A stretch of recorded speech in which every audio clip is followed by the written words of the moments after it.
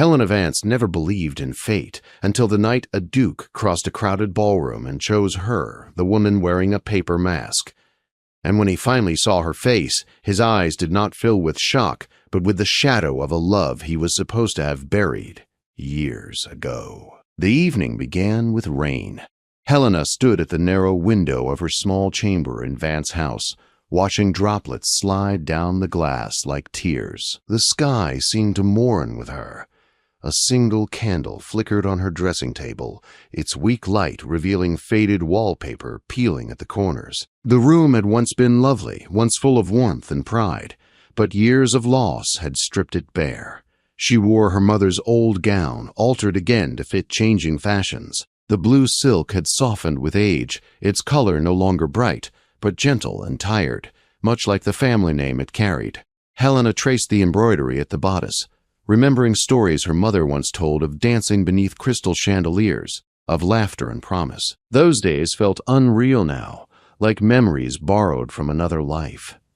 Agnes, the family's only remaining maid, finished arranging Helena's dark curls. Her hands were careful, loving, using the few hairpins they still owned. Agnes had stayed when others left, refusing to abandon the family even when wages could no longer be promised. Helena had once tried to release her from service, but Agnes had wept and refused, saying family was worth more than coin. Helena was not attending the grand masquerade as a hopeful young lady. She was attending as the last remnant of a fallen house. Her father, the Earl of Whitmore, had died 3 winters earlier, leaving behind debts that devoured everything. The estate was gone. The paintings were sold. The horses disappeared. Her mother retreated into silence. It became Helena's duty to protect what little dignity remained. So when the invitation arrived, sealed with the crest of the Duke of Ravensford, she could not refuse. Declining would confirm every whisper already trailing our name. The masquerade was tradition. Each season, the Duke opened Ashworth Manor and selected a bride from 8 chosen ladies. Helena's inclusion was not an honor. It was a courtesy to what her family once had been. The other 7 ladies would arrive in gold-trimmed carriages, wearing masks of silk and jewels. Helena would arrive in the family's last carriage, its wheels groaning with age, wearing a mask she had made herself from paper and paste. She told herself it did not matter. She would dance, smile, and leave before midnight. The Duke would never notice her. The journey to Ashworth Manor took 2 hours through rain-soaked roads. Helena sat alone in the carriage, the paper mask resting in her lap. Anxiety tightened her chest, stirring memories she had tried to bury. Once she had loved without fear. 4 years earlier, she had met Edward Blackwood at a summer gathering. He was not strikingly handsome, but his gray eyes held intelligence and quiet depth. He spoke to her as if her thoughts mattered. Their conversations stretched for hours. Soon came letters, books marked with his notes, shared dreams spoken softly between rose bushes. They spoke of a future together, a quiet life, a home filled with books and laughter. Then one day, without warning, the letters stopped. Helena wrote again and again. Silence answered her each time. Then Edward's brother came, cold and polite, delivering words that shattered her heart. Edward had reconsidered. Their match was unsuitable. He wished her well. She never believed it. She wrote more letters. She traveled to London. Edward was gone. His family claimed he had left England. Time passed. Her father died. Poverty closed in. Helena learned how to survive, how to endure without hope. Now the carriage rolled toward Ashworth Manor, and memories rose like ghosts she could not silence. Ashworth appeared through the rain, vast and glowing with candlelight. Carriages lined the drive. Footmen hurried through the storm. Helena stepped down from her shabby carriage with her chin raised, her paper mask tied in place. She would not show shame. Inside, the manor dazzled. Marble floors, painted ceilings, masks of every design. Helena slipped toward the edge of the ballroom, hiding near a tall palm. The 7 chosen ladies stood together, radiant and confident, their eyes trained on the dais. Music shifted. The crowd hushed. Curtains parted. The Duke of Ravensford stepped into the light. Time slowed. Helena's breath left her body. She knew him instantly. The broad shoulders, the way he held himself, the gray eyes scanning the room. Edward Blackwood stood before her. He was not a second son. He was the Duke. Her champagne glass slipped from her hand and shattered on the marble floor. Whispers followed. Helena backed away, heart pounding, and fled through a side door. She moved blindly through corridors lined with portraits until she reached a small music room. There she pressed her back to the door, shaking. Edward Blackwood was the Duke of Ravensford. Her thoughts raced. Lies. Silence. His brother. Nothing made sense. The door opened. He entered. They stood facing each other across the piano. He did not recognize her. His voice was polite, distant. He apologized for intruding. She could not speak. He stepped closer, concern in his eyes. He noticed her ribbon, realized she was one of the 8. He spoke of courage, of curiosity. He asked her to dance, against reason, against pain. She placed her hand in his. The ballroom watched as the Duke led the woman in the paper mask onto the floor. They danced. The music was slow, heavy with longing. His hand at her waist felt painfully familiar. His voice spoke of ghosts. Her heart ached. When the dance ended, another woman claimed him. Helena withdrew, breaking away before her strength failed. She escaped to the terrace, breathing the cool night air, gripping the stone railing as memories crushed her. Behind her, a voice spoke. Edward stood there again. This time, he had removed his mask. He spoke of her voice, a familiarity, of something he could not place. He asked her true name. She whispered it. He reached for her mask. She gave permission, and as the paper fell away in the moonlight, fate held its breath. For a long moment, Edward simply stared at her. Moonlight touched Helena's uncovered face, pale and shaken, her eyes still wet with unshed tears. The paper mask lay forgotten at their feet, crushed against the stone like something fragile that had finally served its purpose. Edward's hand trembled where it still held the ribbon, his gray eyes moving slowly over her features, as if his mind refused to accept what his heart already knew. "Helena," he whispered. The sound of her name on his lips struck her like a blow. It was familiar and unbearable all at once. She had imagined that voice 1,000 times over 4 long years, sometimes gentle, sometimes cruel, always silent in the end. Now it was real, standing before her in flesh and breath.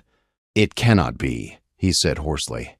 "I was told you had gone, that you had chosen to forget me." She laughed then, a broken sound edged with pain. "Forgotten you?" she said. "Edward, I spent 4 years believing you abandoned me without mercy." His face drained of color. Slowly, as though afraid she might vanish, he lifted his hands and framed her face.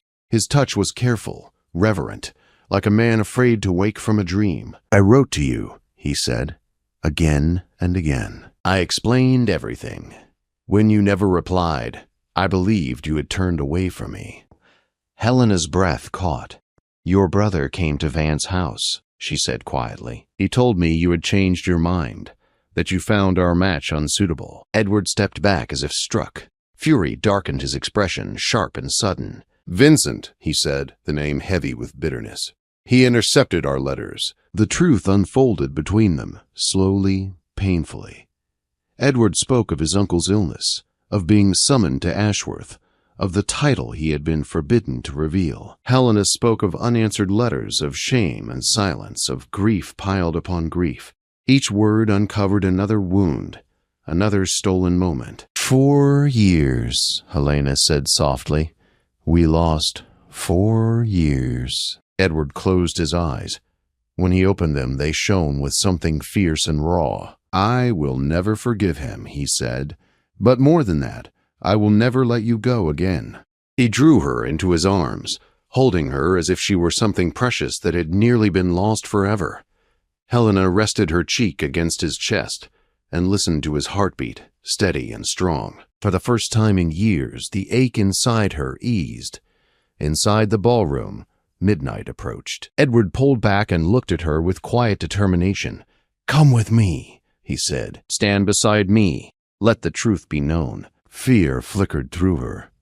"Edward, I am not dressed for this world any more," she said. "They will tear me apart. They will learn," he replied, "that courage wears many forms." He offered his arm. She took it. The ballroom fell silent as they entered together. Whispers rippled like wind through silk. The 7 chosen ladies turned as one, disbelief written across painted faces. Lady Catherine stepped forward, her voice sharp and scornful. "This is absurd," she said. "You cannot intend to disgrace this tradition." Edward did not raise his voice. He did not need to. "That woman," he said calmly, "is Lady Helena Vance, and she is the woman I choose." The gasp was immediate and loud. Lady Catherine's lips thinned. "She wore a paper mask," she hissed. "And she wore it with courage," Edward replied. "Something no jewel can buy." The clock began to strike midnight. Edward faced the crowd. "Tonight, tradition demanded I select a bride," he said. "But fate has returned to me the woman I loved, long before titles and masks mattered." He turned to Helena and lowered himself to one knee. "Helena Vance," he said, "will you marry me?" Her answer came without hesitation. Yes. Applause erupted. Some clapped in delight, others in shock. Edward rose and kissed her hand as if sealing a promise that could never be broken. The days that followed moved swiftly. Helena and her mother were brought to Ashworth Manor. Her mother wept with joy when she learned the truth, her quiet grief finally lifting. The scandal sheets raged, but Edward did not care. Vincent's deception came to light soon after. Letters were recovered, lies exposed. He was quietly cast out of polite society, his reputation ruined beyond repair. Helena watched justice unfold with mixed feelings. She felt no triumph, only relief. Preparations for the wedding filled the manor with life. Seamstresses arrived. Florists worked through the halls. Edward insisted on a ceremony worthy of her courage. "You live too long unseen," he told her. "I will not hide you now." The wedding took place in spring beneath colored glass and white roses. Helena walked down the aisle wearing ivory silk, her mother smiling through tears. Edward waited for her with wonder in his eyes. Their vows were simple. Their love was not. As husband and wife, they emerged into sunlight and celebration. Helena no longer felt like the girl in the paper mask. She felt whole. And yet, life still had lessons ahead.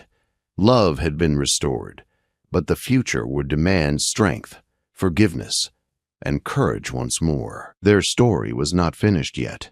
The morning light spilled gently through the tall windows of Ashworth Manor, touching the ivory walls and polished floors with quiet warmth.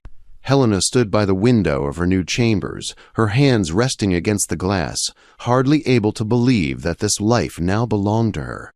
The manor no longer felt like a place of judgment and whispers. It felt like home. Edward moved quickly in everything he did. Within days of the masquerade, he made it clear that Helena would never again live in uncertainty. Her mother was brought to Ashworth with care and dignity, her few remaining belongings transferred without creditors ever knowing where they had gone. When Helena told her mother the full truth of lost letters and cruel deception, the older woman wept openly and held her daughter as if afraid she might disappear. The gossip, as expected, was merciless. Society could not decide whether Helena was a clever schemer or a foolish romantic who had stumbled into fortune by accident. Some whispered that Edward had been bewitched. Others insisted the engagement would quietly dissolve once the excitement faded. Helena read the gossip sheets only once. After that, she stopped caring. Edward never wavered. The investigation into Vincent's actions revealed everything. Letters hidden away, lies carefully planned, servants bribed. The truth spread quietly among those who mattered most, and Vincent found doors closing everywhere he turned. He kept his title, but he lost his place. No invitations came, no allies remained. He faded from society like a shadow at dawn. Helena felt no joy in his downfall. She felt only peace. The wedding took place in late spring. Ashworth Chapel filled with light and flowers, and the scent of roses lingered in the air. Helena wore a gown of ivory silk that shimmered softly as she walked. Her mother stood proudly beside her. Edward waited at the altar, his eyes never leaving her face. When he spoke his vows, his voice was steady but thick with emotion. When Helena spoke hers, her heart felt full in a way she had never known before. They were married beneath stained glass and ancient stone, surrounded by witnesses who had once doubted and now stood silent. The days after the wedding passed in gentle happiness. Edward showed Helena every corner of Ashworth, every hidden garden path, every room filled with books and history. They spoke often of the years they had lost, not with bitterness, but with quiet gratitude that they had found their way back to each other at all. Helena learned the duties of a duchess quickly. She listened to tenants. She oversaw charities. She gave kindness where she once had only endured it. Her strength, shaped by loss, made her respected even by those who had once whispered against her name. Her mother bloomed again. She laughed more. She took comfort in purpose. Watching her brought Helena a joy deeper than words. In autumn, Helena learned she was expecting a child. Edward's joy was unrestrained. He held her as if the world itself had given him a gift too precious to risk. He hovered and worried and laughed, promising their child a life filled with love and safety. Winter passed slowly, then spring returned with thunder and rain. Their daughter was born on a stormy night, small and fierce, crying her protest against the world. Helena held her with trembling hands, overwhelmed by a love so strong it frightened her. Edward took the child into his arms and stared at her as if nothing else had ever mattered. They named her Charlotte. Life settled into a rhythm filled with laughter and exhaustion and wonder. Ashworth echoed with the sound of a child's footsteps. Edward read poetry aloud in the evenings. Helena watched the family she once believed impossible take shape before her eyes. Years passed. Charlotte grew into a bright, curious girl. Then came a son, and later another daughter. Helena's mother lived to see them all, her life ending quietly, peacefully, knowing her daughter was loved and safe. Edward aged with grace, his hair touched with silver, his eyes still sharp and kind. They never forgot how close they had come to losing everything. Each year, on the night of the masquerade, they returned to the terrace where truth had finally found them. They danced beneath the stars, alone, remembering. Time continued its steady march. Children grew. They married. Grandchildren filled the halls of Ashworth with new laughter. Helena's hands aged. Her hair turned white. Edward's steps slowed, but his presence remained steady and warm beside her. The paper mask rested in a glass case in their private chambers. Sometimes Helena held it, remembering the girl she once was. Poor, afraid, brave. She had worn paper, and yet she had carried courage strong enough to change her fate. Now, in the quiet of evening, Helena sat beside Edward, his hand resting over hers. They did not speak much anymore. They did not need to. Love had long ago replaced words. As the clock struck midnight somewhere in the halls of Ashworth, Edward squeezed her hand gently. She smiled, leaning into him. She had been seen, she had been chosen, and she had been loved, fully and forever.